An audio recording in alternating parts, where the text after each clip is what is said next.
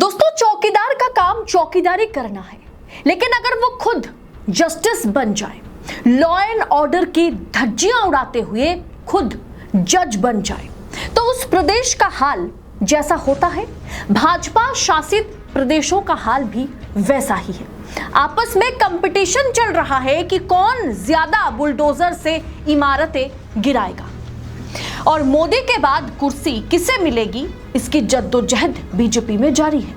देश का supreme court, बड़े बड़े जजेस मोदी सरकार को कितना भी धर्मनिरपेक्षता की पाठ पढ़ा दे, मोदी सरकार को, बीजेपी सरकार को कुछ फर्क नहीं पड़ता। दोस्तों, 2 महीने के बाद Chandrachud, CGI D Y Chandrachud CGI पद से रिटायर होने वाले हैं। तब पता नहीं क्या तांडव ये सरकार मचाएगी, क्योंकि सुप्रीम कोर्ट के जज की ओर से सरकार की गंदी और ओछी राजनीति पर आज भी टिप्पणी की जाती है और आज एक महत्वपूर्ण टिप्पणी की गई है, जिसे सुनने और समझने के बाद आपको पता चलेगा कि किस तरह से मोदी जी की किरकिरी हो रही है, सरकार की बेइज्जती हो रही है, लेकिन सरकार की चमड़ी इतनी मोटी है कि फर्क नहीं पड़ता। पूरा मामला बताएंगे क्या है, सुप्रीम कोर्ट के वरिष्ठ जज ने किस तरह की टिप्पणी की है गंदी राजनीति को लेकर के बीजेपी सरकार पर, बताएंगे, तो वीडियो को आखिर तक देखिएगा। नमस्कार, स्वागत है आपका देश नीति पर। देश नीति केवल सच्ची और पक्की खबरें। दोस्तों, मध्य प्रदेश में जिस तरह से बुलडोजर राज को दिखाते हुए इस घर को, इस आलीशान घर को तोड़ा गया, भले ही कुछ भी आरोपी इस घर पे रहते हो, किसी भी आरोपी का घर ये हो, इस तरह से लॉ एंड ऑर्डर को कोई भी सरकार अपने हाथ में नहीं ले सकती। उसके लिए पुलिस है, उसके लिए कार्रवाई, जांच, कोर्ट, अदालतें, जजेस सब कुछ मौजूद है, लेकिन सरकार इस तरह से मनमर्जियां नहीं चला सकती। जो मध्य प्रदेश की सरकार, जो यूपी सरकार बुलडोजर की नीति चलाती है। दोस्तों, महज 2 दिन पहले हमने आपको एक रिपोर्ट में बताया था कि 75% of hate speech events in BJP ruled states, Bharat में हेट स्पीच खतरनाक स्तर पर पहुंची है। 75% घटनाएं बीजेपी शासित राज्य से हैं। सबसे ज्यादा मुसलमानों को गाली भाजपा शासित प्रदेशों में दी जाती है। उनके घरों पर बुलडोजर चलाया जाता है, उनके घरों को किस तरह से तोड़ा जाता है, ये हम सब ने देखा। उनके खिलाफ वायलेंस जो है, देश की मुसलमान या माइनॉरिटी के खिलाफ वायलेंस जो है, वो भाजपा शासित प्रदेशों में सबसे ज्यादा है, जो दिखाता है कि सत्ता में बैठी सरकार या इस देश का राजा, जो कि खुद को चौकीदार कम और राजा ज्यादा मानते हैं, वो मुसलमान विरोधी है।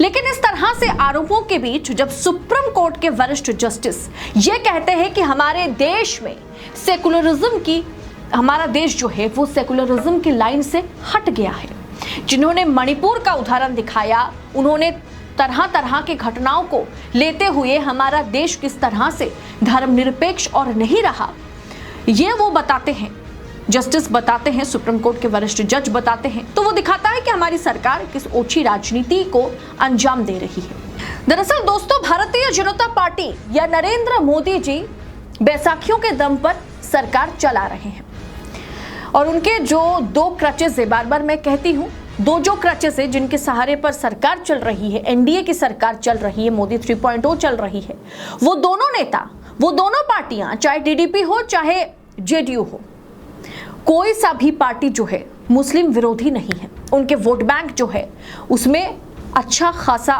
मुसलमान जो है शामिल है। इसके बावजूद भी भारतीय जनता पार्टी अपनी विचारधारा को त्याग कैसे दे सकती है? बीजेपी के लिए माना जाता है कि वो मुस्लिम विरोधी पार्टी है, सबसे बड़ी पार्टी है, इतने कैबिनेट मिनिस्टर्स हैं, लेकिन एक भी कैबिनेट मिनिस्टर मुस्लिम समाज से नहीं है। यहां तक कि जो माइनॉरिटी मिनिस्ट्री है उसे भी किसी मुस्लिम के हाथ में सौंपा नहीं गया। इसके बीच दोस्तों, हम देख रहे हैं कि लगातार माइनॉरिटीज पर, मुसलमानों पर अत्याचार हो या उनके साथ इनजस्टिस हो, उनको अलग से दर्जा देना हो, दर्जा तो नहीं दिया जाता, उल्टा उनके साथ जो नाइंसाफी की जाती है वो अब जग जाहिर है और इसके लिए बीजेपी पर हमेशा से मुस्लिम विरोधी होने का आरोप लगता आया है। और इस बीच सुप्रीम कोर्ट के पूर्व न्यायाधीश जस्टिस के.एम. जोसेफ ने कहा कि मणिपुर में चल रही जातीय हिंसा ने भारत की धर्मनिरपेक्षता को बदनाम कर दिया है। हमारे देश में माइनॉरिटीज के साथ जिस तरह की व्यवहार की जाती है वो दिखाता है कि हमारा देश सेकुलरिज्म के लाइन से हट गया है। न्यायमूर्ति जोसेफ ने कहा, अगर कोई सरकार if there is an attempt to end secularism then it will be the death knell of democracy in India। धर्मनिरपेक्षता को हटाने की कोशिश करती है, कोई भी सरकार अगर धर्मनिरपेक्षता को हटाने की कोशिश करती है तो ये भारत में लोकतंत्र की मौत की घंटी होगी। दोस्तों, मोदी जी जो कि देश के प्रधानमंत्री हैं, जिनका काम ही है कि 140 करोड़ जनता को एक ही नजर में देखना, उनके साथ भेदभाव ना करना, कौन अमीर कौन गरीब, कौन हिंदू कौन मुसलमान, कौन सिख कौन ईसाई, ये देखे बिना सिर्फ ये देखना कि वो भारतवासी है, वो भारतीय है। चुनाव से पहले मंदिर मस्जिद ना करना, ये बहुत ही बेसिक काम है उनका, जो उन्हें करना चाहिए, क्योंकि वो जिस पद पर बैठे हैं वो पद उन्हें ये काम करने पर मजबूर करता है। लेकिन मोदी जी अपने पदों की गरिमा को एकदम साइड में रखते हुए ये जो घटनाक्रमों को अलग अलग शहरों में, अलग अलग राज्य में, और मैं बार बार कह रही हूं कि भाजपा शासित प्रदेशों में जिस तरह से इस तरह की घटनाओं को अंजाम दिया जा रहा है, मोदी जी अपनी कुर्सी पर बैठकर ये सब कुछ देख रहे हैं और वो कुछ बोल नहीं रहे, इस चीज पर रोक नहीं लगा रहे। जबकि सुप्रीम कोर्ट के जजेस भी बुलडोजर की नीति पर लगातार इसका विरोध सुप्रीम कोर्ट के जजेस करते आए हैं, हाई कोर्ट के जजेस करते आए हैं। लेकिन मोदी जी जिस कुर्सी पर बैठे हैं, जिस कुर्सी में बैठकर सबसे पहले उन्हें इन घटनाओं को रोकने की आवश्यकता थी, वो नरेंद्र मोदी जी करते हुए नजर नहीं आते। अब जाहिर सी बात है, बीजेपी कहती तो है, मोदी जी कहते तो है कि सबका साथ, सबका विकास, सबका विश्वास, लेकिन इन सब में सिर्फ एक धर्म को लेकर ही मोदी जी आगे बढ़ते हैं। मैं आगे आपको विस्तार से बताऊंगी कि सुप्रीम कोर्ट के जजेस ने किस तरह से मोदी सरकार को आईना तो दिखाया है। नरेंद्र मोदी के धर्मनिरपेक्षता पर, उनकी पार्टी, उनकी सरकार की धर्मनिरपेक्षता पर बड़ा सवाल भी जज साहब ने पैदा कर दिया है। उनकी माइंडसेट को आईना सामने रखकर उन्होंने दिखाया, लेकिन उसके बाद भी डबल इंजन की सरकार, बीजेपी सरकार, मोदी सरकार अपना माइंडसेट चेंज करने वाली नहीं है। के.एम. जोसेफ ने कहा कि धर्मनिरपेक्षता सेकुलरिज्म इक्वालिटी का एक पहलू है। यदि आप सभी धर्मों के साथ समान व्यवहार करते हैं तो वही धर्मनिरपेक्षता है। आप निष्पक्ष नहीं हैं, आप पक्षपात करते हैं या संरक्षण देते हैं तो आप देश को खतरे में डाल रहे हैं। यानी सीधा हमला जो है वो बीजेपी सरकार पर, सीधा हमला जो है वो अलग अलग भाजपा शासित प्रदेशों के मुख्यमंत्रियों पर, यहां तक कि मोदी और अमित शाह पर। के.एम. जोसेफ ने आगे कहा कि धर्मनिरपेक्षता का संपूर्ण विचार यह है कि धर्म आपकी निजता का विषय है, इसे आप निजी रखें। और साथ में यह भी कहा गया कि government should maintain complete neutrality, सरकार को न्यूट्रल रहना चाहिए। जब देश में संविधान लिखा गया था तब संविधान सभा के सभी सदस्य इस बात पर सहमत थे कि भारत एक धर्मनिरपेक्ष राष्ट्र है।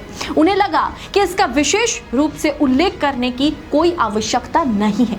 संविधान की प्रस्तावना से धर्मनिरपेक्षता को हटाना लोकतंत्र की मौत जैसा होगा। यानी बार बार के.एम. जोसेफ और अलग अलग हाईकोर्ट और सुप्रीम कोर्ट के वरिष्ठ जजों ने सरकार को चेताया है कि अगर आप धर्मनिरपेक्षता को हमारे देश से हटा देंगे तो लोकतंत्र ही खत्म हो जाएगा, लोकतंत्र की वो मौत जैसा होगा। लेकिन शायद सरकार को फर्क नहीं पड़ता और डी.वाई. चंद्रचूड़ जब तक है तो इन मुद्दों पर हम बात भी कर पा रहे हैं, या जजेस जो है, सुप्रीम कोर्ट के जजेस जो है वो इस तरह की टिप्पणी करते हुए नजर आ रहे हैं।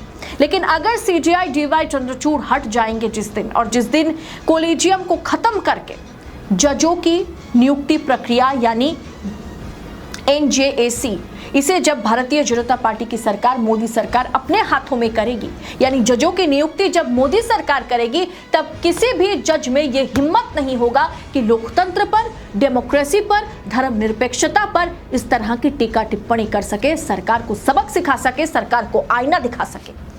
इसीलिए दोस्तों, इन तमाम मुद्दों पर देश नीति भी लगातार चर्चा करता आया और आगे भी करता रहेगा। KM जोसेफ ने जिस तरह से मोदी सरकार को आईना दिखाया है, जिस तरह से इस तरह की घटनाक्रमों को अंजाम दिया जा रहा है मध्य प्रदेश, उत्तर प्रदेश, गुजरात जैसे जगह पर, इस पर आपकी राय क्या है? क्या आप मानेंगे ये लोकतंत्र की मौत जैसा नहीं है? क्या ये लोकतंत्र की हत्या नहीं है? इस तरह से सरकार अगर लॉ एंड ऑर्डर को अपने हाथों में लेकर के काम करेगी तो जजों की जरूरत क्या है, अदालतों की जरूरत क्या है? सरकार है ना जो हर कुछ तय करेगा, सरकार है जो हर एक चीज में डिसीजन लेगी, सरकार है जो खुद खुदा बन जाएगी। आपको क्या लग रहा है इस विषय पर? आप क्या सोच रखते हैं? आपकी नजरिया क्या है? कमेंट कर अपनी राय हमारे साथ शेयर जरूर कीजिएगा। बाकी इसी तरह से देश नीति बेखौफ और बेबाक पत्रकारिता को जारी रख सके, इसके लिए हमें आपकी सहयोगिता की जरूरत है। चैनल को सब्सक्राइब कीजिए। फिलहाल इस रिपोर्ट में इतना ही, जल्द होगी आपसे मुलाकात। बहुत बहुत शुक्रिया। जय हिंद, जय भारत।